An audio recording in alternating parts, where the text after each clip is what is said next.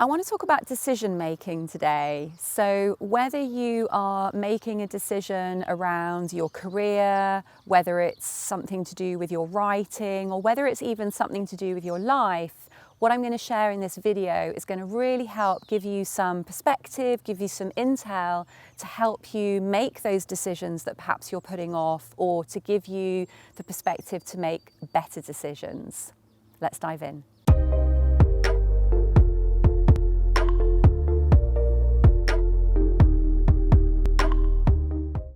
Usually the people who are in my private community, they might be making decisions around their business, they might be making decisions about their writing, or they might be making decisions in their family life. One of the main things that I find can really get in the way of our decision-making process is the fear of making a mistake. And so we've got this decision moment, we've got this thing that we either want to say yes or no to, or this thing that we either want to buy or don't buy, or this commitment that we want to make. But there's a little thought process in our mind of a kind of like, oh, you know, like what if I make this decision and then I regret it? Or what if I make this decision and it's the wrong decision? Or we're caught, we're frozen in this in-between moment because we're waiting to be really clear about what's going to be the right decision to make.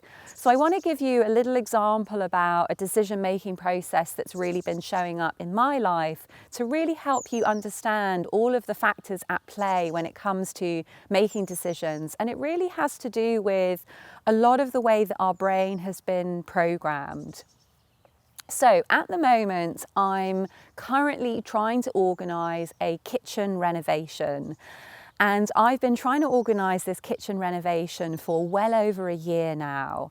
And as well as make the decision around what kitchen I want to have, I've also been really looking at the fact that it's taking so much time and feeling quite bad about this.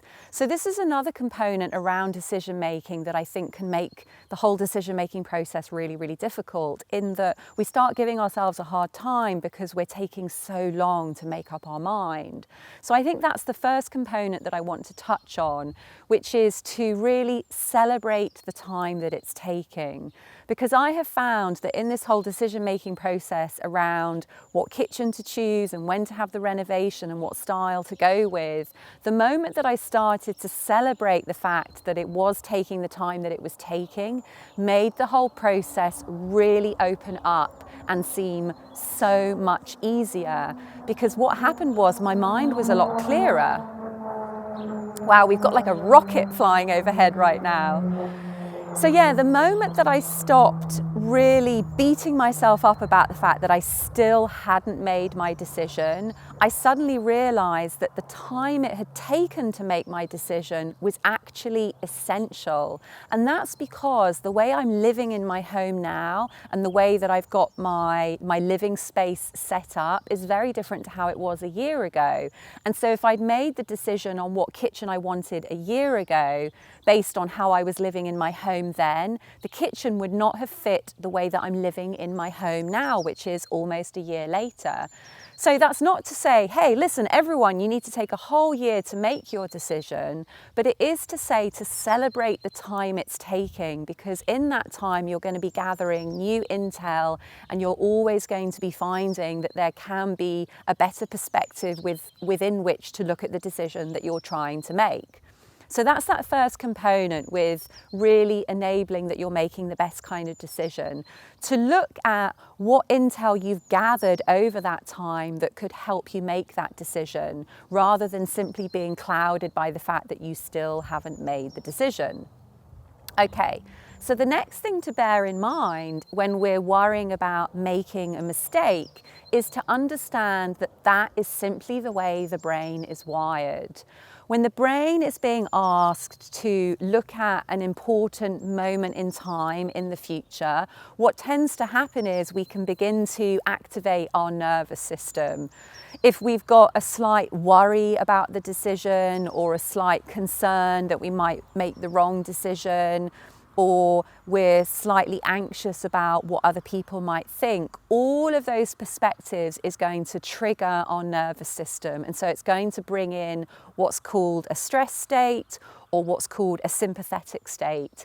And when that's triggered, what tends to happen is our thinking becomes really tunnel visioned, and the brain is triggered into its negative bias. And what that means is it's going to start thinking about worst case scenarios. That's simply what it's designed to do.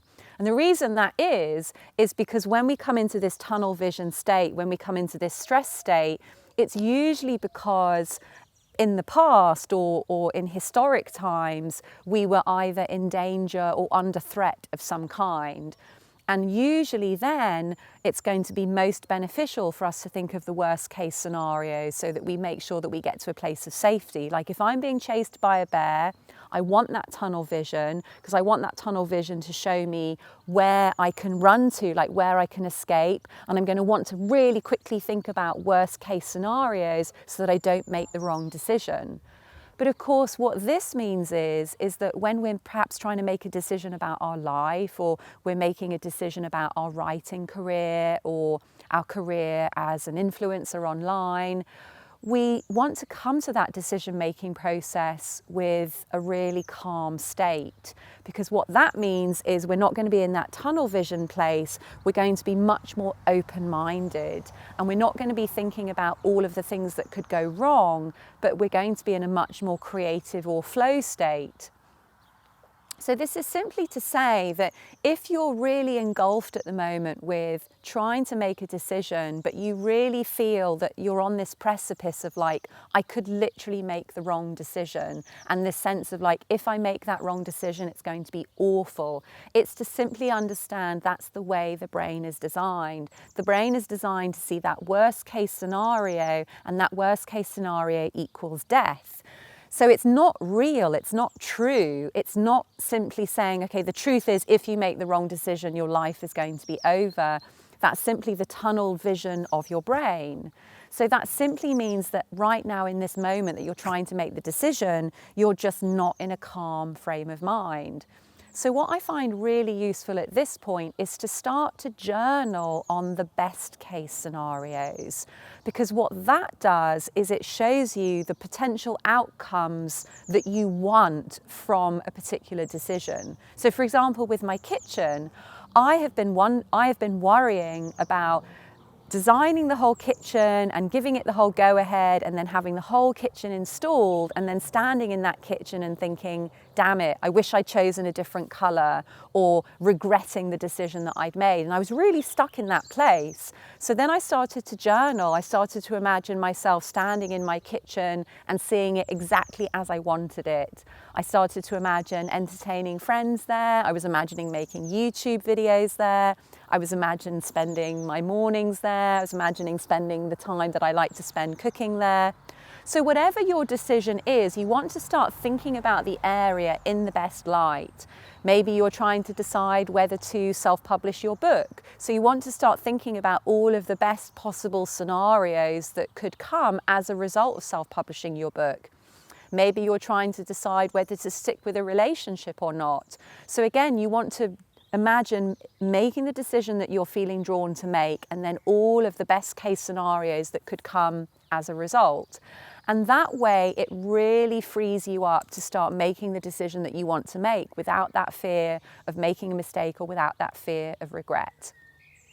So those are the two really beautiful components I find that help me make that best decision, help me give a feeling of making the right decision, and really enable me to actually commit to making that decision rather than allowing that decision to just continue to go on and on. So the first one is to really celebrate the time that it's taking, to really understand that the time it takes is the time it needed for all of the intel to come to you. And that second component is to imagine all of the best case scenarios that come as a result of you making that decision. And I find that journaling for that one really, really helps. I find it much more useful than to just imagine them in your mind. Like to literally take 5, 10, 15 minutes to sit down and journal on all of those best case scenarios. And that's going to really motivate you to want to make that decision. And that's going to really inspire you to commit to it and then to take those next steps.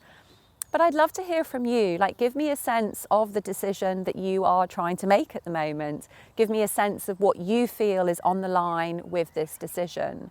And if you have found this video useful, if you found this personal development support helpful, then you might be interested in doing a little bit more research into my Write No Matter What community. It's a private community of ambitious, creative souls, and I'm in the community live every month, giving you support as you make progress in your life and in your career. There's accountability in the community. There's lots of other really open, authentic, vulnerable souls. It's a really special place to come and spend time in. So we'll pop a link for that in the comments below. You'll be able to find out more about the community. And if you want to join me live, that's the best way that you can do it. Really hope today's video on decision making has given you some insight into those next steps that you can take with your decision, letting go of that fear of regret or that fear of making a mistake. Wishing you a really beautiful rest of day, and I look forward to seeing you in my next video. Take care.